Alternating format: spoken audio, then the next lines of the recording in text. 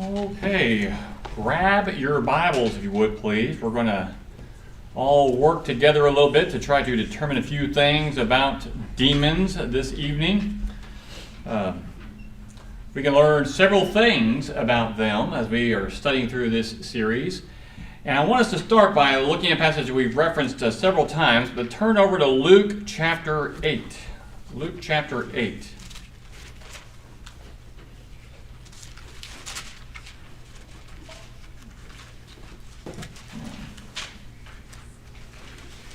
And turn over there we're going to look at the demonic. Turn over there to verse 27. We're going to start there at verse 27. Let's read this. I want you to try to pinpoint things that we might learn or know about demons. However small or minuscule you think it might be, or something that might be implied in the passage. And let's see what we can learn about these demons. What verse? Verse 27. Verse 27. We're going to start there. We'll read, verse 29-ish. And when he, Jesus, came out onto the land, he was met by a man from the city who was possessed with demons, and who had not put on any clothing for a long time, and was not living in a house, but in the tombs. Seeing Jesus, he cried out and fell before him, and said with a loud voice, "What business do we have with each other, Jesus, Son of the Most High God? I beg you, do not torment me." All right, let's stop there, those first two verses. What do we notice in those two verses that tell us something about demons? They speak through the host. That's good. Yes, they can speak through the host, so they're able to control certain faculties or certain parts of the body of whoever it is they are possessing. So they can speak, they can communicate, they can reason, as we can see in the question and he's asking Jesus. So yes, that's a good one. Recognizes. Yeah. Go ahead, Caleb, go ahead. They know who Jesus is. They recognize who Jesus is. Well, you got it in there before Alex did. Good job. Yeah, they know who Jesus is. Now, for most people in that day and age, and remember, they were on a side where they had not even seen Jesus. I doubt anyone came and told these insane men, as they probably saw them, these possessed men, "Hey, did you guys hear about Jesus?" There's no way. So that means they saw this human being and knew exactly who he was. How is that possible? Evidently, the spirit world has some knowledge about the other beings in the spirit world. That's right. They are spirit beings, and there's knowledge that they have up there they brought on over. Are you got your hand up or stretching? Both. Okay. I imagine Jesus probably looked a lot different spiritually to a demon than a normal human would have. Oh, you mean as far as they see more than just the physical form, you think? I would imagine, yeah, if them being a spiritual being, I'm sure, kind of spiritual vision, so to speak. It I have would no like, idea. Like a do not get past, go, do not collect $200 kind of thing. It's like, yeah, no chance you're ever going to even be able to come close to going up against this guy. So in essence, for those online, Connor is saying that they recognize the authority, maybe spiritual authority of Jesus in some way or manner. We don't know how, because we are not spiritual beings, but yeah, that could most certainly be a possibility. Okay. Now, no one's hit on one other thing at the very end of that second verse. "I beg you, do not torment me." Why would they say that? Jody, you got your hand up. Because they can feel what the person feels. Okay, you're implying that Jesus is going to harm the body of the person they're possessing. I get what you're thinking there, but not quite. Hey, good reasoning, good thinking. All right, Jim? Not only do they recognize Jesus, but they recognize his authority over them. Okay, so that kind of goes on with what Connor said. Yes, they recognize, boy, he's got authority, and I'm nothing. And they know that he's going to do something or could do something. So let's keep reading and see if we can continue to learn some more about these guys. Oh, Yeah, the other thing in here is that it talks about the voice being loud. And when you read in almost every situation where there's a demon inhabiting a body, it's described like that. The voice always is very loud. even that woman who was following Paul and Silas, she was Yeah. screaming behind them until it wore him out. He Yeah, cast it out. yeah. And that's a good. You know, and it's interesting, I read some commentary by a guy named Reese, who's a really interesting historian. But apparently, even in secular literature, this is described as, you know, these demon-possessed individuals. The demon would speak very loudly through their body, but it almost sounded like it was coming from their chest.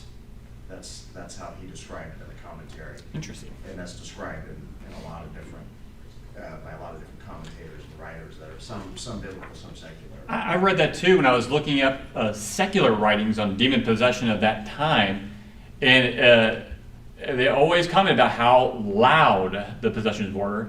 My take, and we can only speculate. My take is that they're a spirit in a body that they can't quite fully control. So they don't have great control of all the faculties. So when they're trying to do something, it's like a child. They burst it out, and they can't quite get it just right because it's not theirs, and they're striving for control. But we're going to get more into that as we look at some other passages.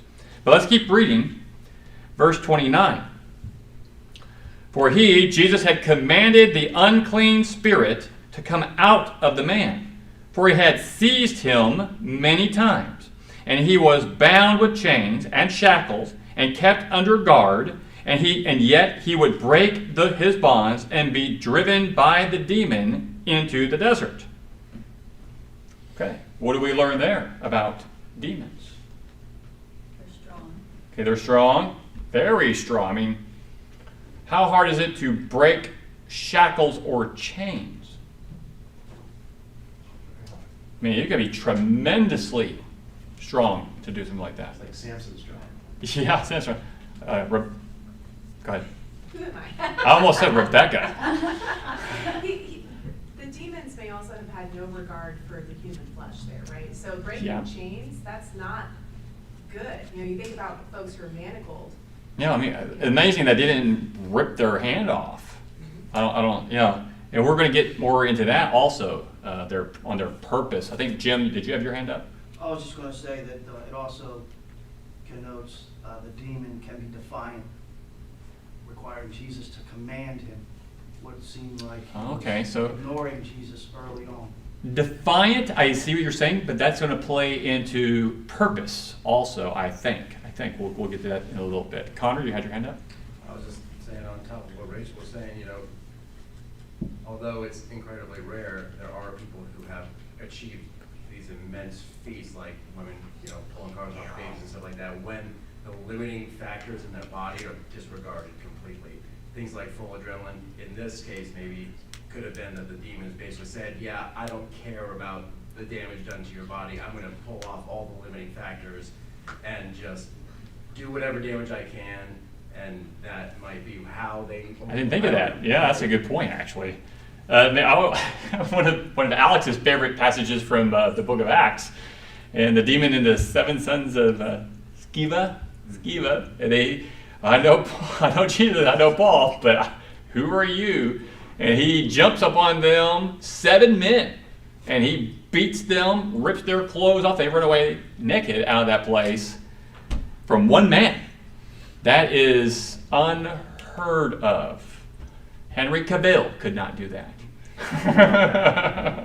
Don't put that on Henry. Okay, so yeah, so we learned they're very strong. What else do we learn here?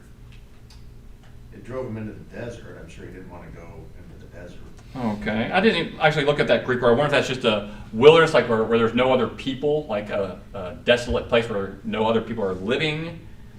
Don't know, but he's driven by the demon. What else?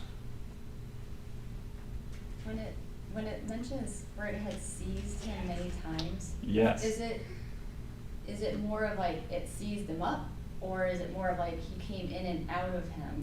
I don't think I don't think he came in and out of him. I think he relinquishes control or loses it, who knows. And he's like walking along and all of a sudden it takes him again. I mean, could you imagine life like that? You're walking on, you never know. You never know when this thing inside of you takes hold of you. And like that one boy, but sometimes we think of him as an older person, but it's really just a boy, takes him and throws him into fire. So you're walking along and all of a sudden it takes control and into the fire you go. And how devastating that had to have been for them and for this poor man. So yes. All right, let's read verse 30. And Jesus asked him, "What is your name?" And he said, "Legion, for many demons had entered him." Okay. So more than one can inhabit the same body. So, yep, more than one. And legion is a lot. 6,000 for for the Roman legion is 6,000 men. So we don't know how many he means, but if he says legion, for we are many, he's saying that because he knows that's something Jesus and everyone else would understand. A lot. We're not looking at 3 or 4, hundreds, thousands, perhaps, inside this one man. Crazy. And again, we see Jesus conversing with them and the demon responding. So they are intelligent beings. They're smart. Verse 31, they were imploring him not to command them to go away into the abyss. So what do we learn? What's the abyss first? What's that? Jim? The abyss would be hell. Okay. Well, not hell, but yeah, it'd be that waiting place, the Hadean realm, where they wait. It's that place where Satan was put. And we read that in the book of Revelation, and they got the keys to the abyss. And that's where they don't want to go back, it seems like, there to the abyss. Okay. What else?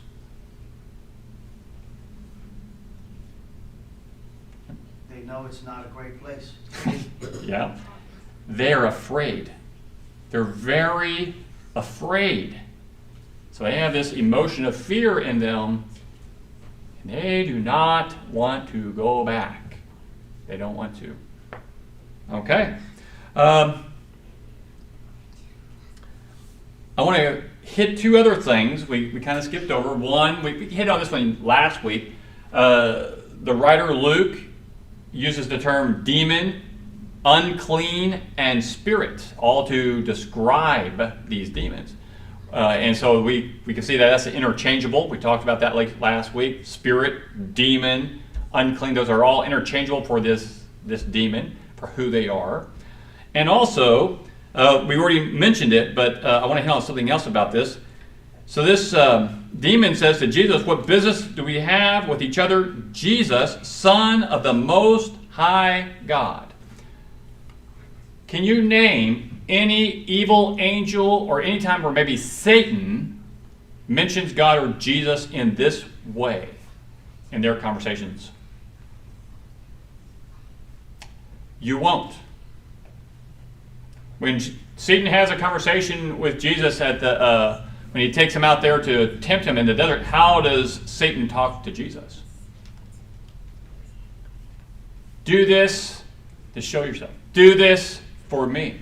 Fall down and worship me.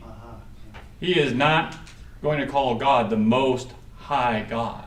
What business do we have with each other? He knows who Jesus is. Does he like Jesus? He doesn't act afraid of him. This demon is scared and knows who Jesus is. So again, it's only my speculation. I think demons are the departed spirits of evil men who lived on this earth.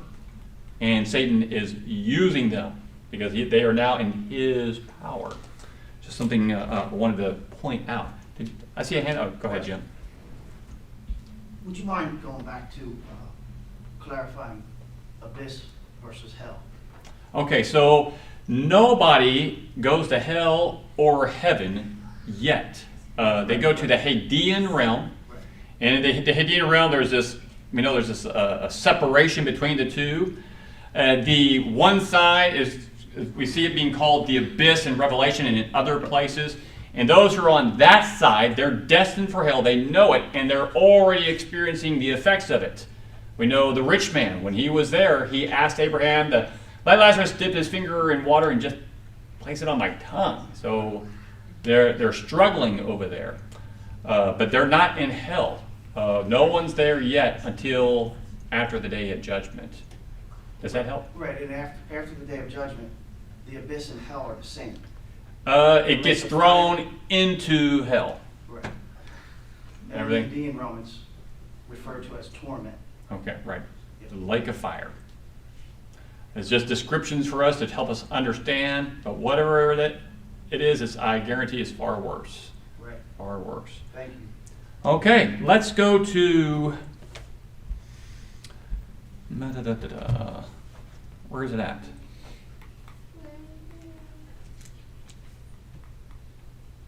I think it's Matthew chapter 12, sorry. Matthew 12, let's look. And Chris, while we're turning there, why do you think that they are the spirits of evil men and not the spirits of other Angels? heavenly beings that were maybe cast out along with Satan? I was trying to remember, we went over this last week. We see angels, the term angel being described to you could be called for Satan and others. We see them in Daniel, the prince of the Persia. We know that's talking about some sort of spiritual being.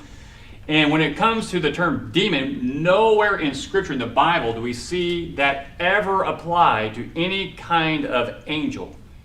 Ever. It's a totally separate word, and it's a word that we see quite often used in secular history as well.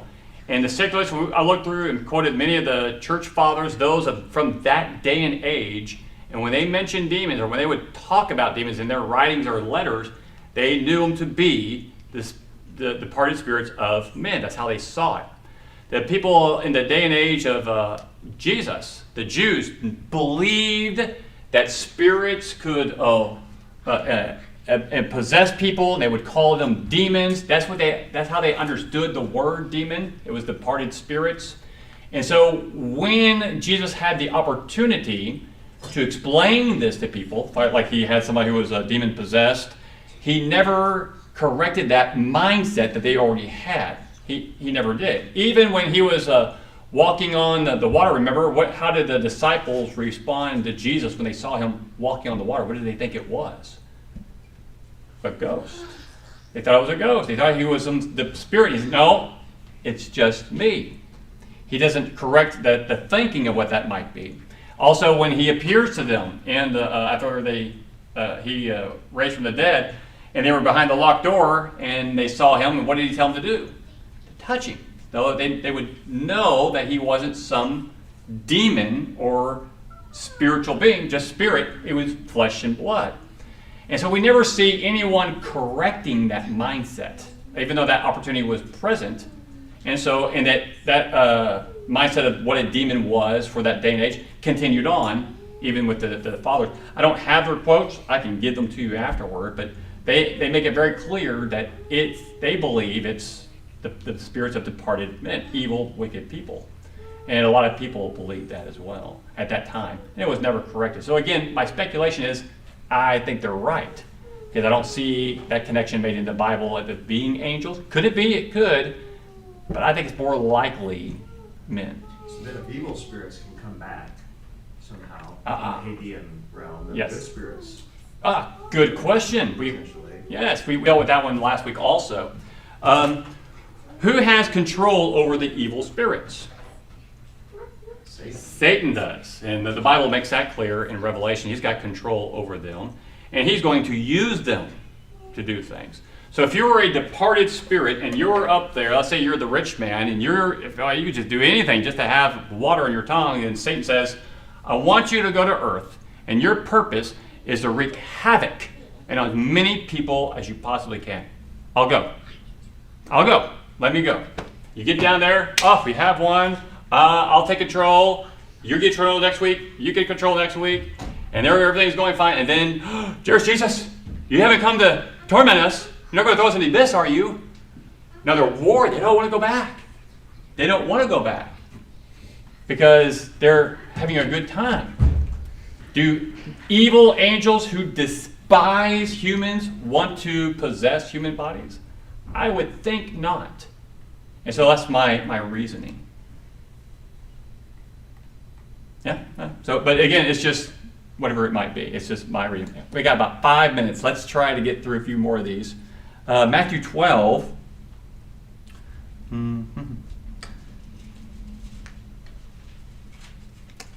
We'll do this one. So, verse 22. Then a demon-possessed man who was blind and mute was brought to Jesus, and he healed him, so that the mute man spoke and saw. All the crowds were amazed and were saying, "This man cannot be the son of David, can he?"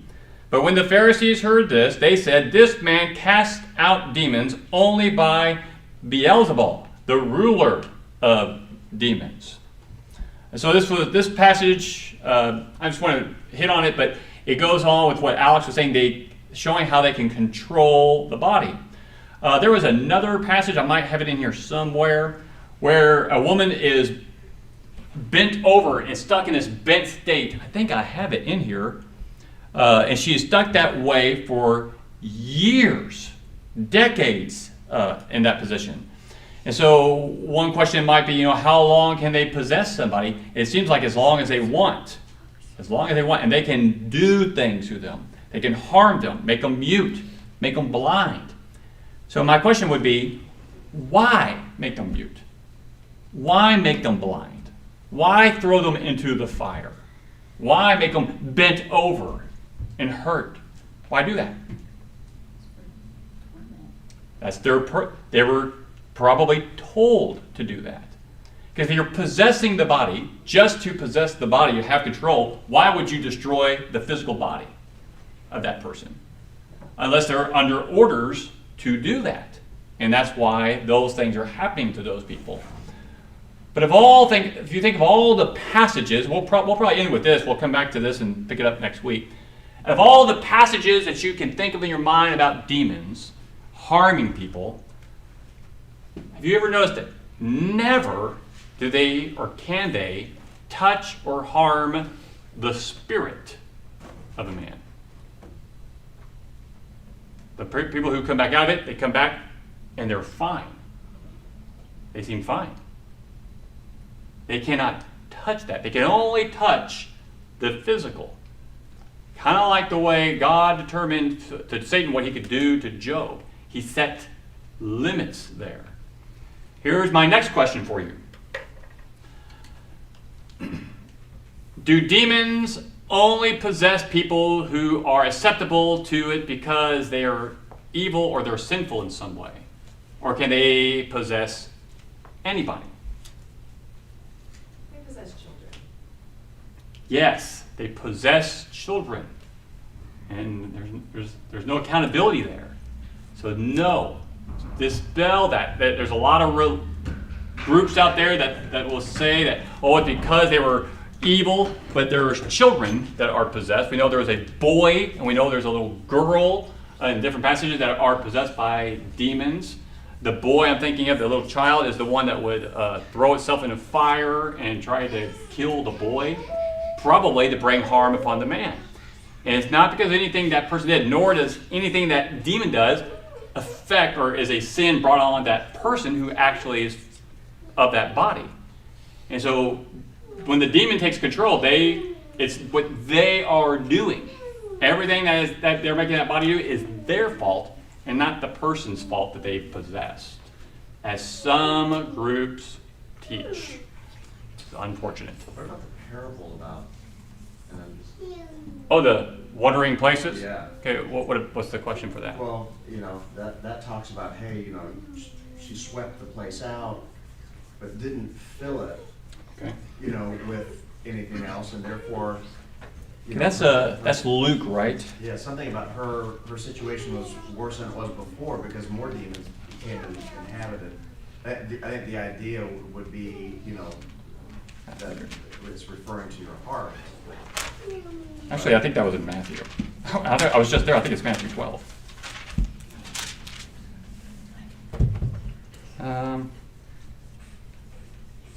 Is it Matthew 12? Okay, yeah, Matthew chapter 12. All right, verse 43. Now, when the unclean spirit goes out of a man, it passes through waterless places, seeking rest, and does not find it. Then it says, I will return to my house from which I came, and when it comes, it finds it unoccupied, swept, and put in order. Then it goes and takes along with it 7 other spirits more wicked than itself, and they go in and live there, and the last state of that man becomes worse than the first. That is the way it will also be with this evil generation. Now, Alex was asking about the being swept and put in order. First, we don't know how this unclean spirit, demon, was cast out of this person. We don't know why it left. We do know it left. It was wandering around waterless places. In my second study of this, I used to say waterless place because it's looking for a drink and wants to drink water. I used to believe that's the way I thought, but I think that's more in line with what Satan does, roaming around like a roaring lion. He's looking for a place to inhabit. He couldn't find any. So what does he do? He goes back to where he came. He's reasoning in his mind. He's reasoning in mind. And I'm going to go back. And then he says, oh, he's swept, it's clean, but it's empty. And I think that the image that Jesus is painting here is that you may have gotten your life in order, but you have not filled yourself with the purpose of God. And now, since you're unprepared, you're in trouble. So then the demon goes and finds what? 7 more demons, but what kind of demons? More wicked than me. So you got different kinds. Remember when Jesus, the disciples couldn't cast out one demon, and Jesus said, this kind can only be cast out by prayer. So there's different kinds. What kind? We don't know. And also, there's some are more wicked than others. Have you ever wondered about that one woman who had that spirit that was possessed, and she was making money for those people that she was the one that followed Paul around? Oh, this is the disciples of the Most High God, and Paul cast them out. But she was making money for her owners because she could divinate, she could know things. So wasn't evil in the sense not harming her, but doing things for that person, but making them greedy. But you got these different kinds and certain different levels of wickedness in these demons. So it gets these other ones, and I wonder if maybe it gets those in order to better control that person he goes in. However that person got rid of the demon, we're not told. Because Jesus gives this only as a parable. So we don't have all the facts. So how they were cast out and why he needed to get 7 more wicked to come back, we can only speculate. But my guess is that anybody could be possessed. Are some people more susceptible? Maybe. We're not given much information about it. But considering that children are possessed, maybe it's because they're so innocent. Maybe older people who are less righteous or more susceptible. I don't know. We just don't know. But we do know that these spirits can reason, and outside of a body, they can communicate to one another. That's interesting to me. So it makes you wonder how all that works. And there's a lot more to look at. We're a little over. We'll have to pick it up again next week. But good conversation, good thoughts. My goal here was to get us to consider these passages and think about them and what do we really know about demons, and really quite a bit, I think, that we know quite a bit about them. Any other comments or questions before we move on?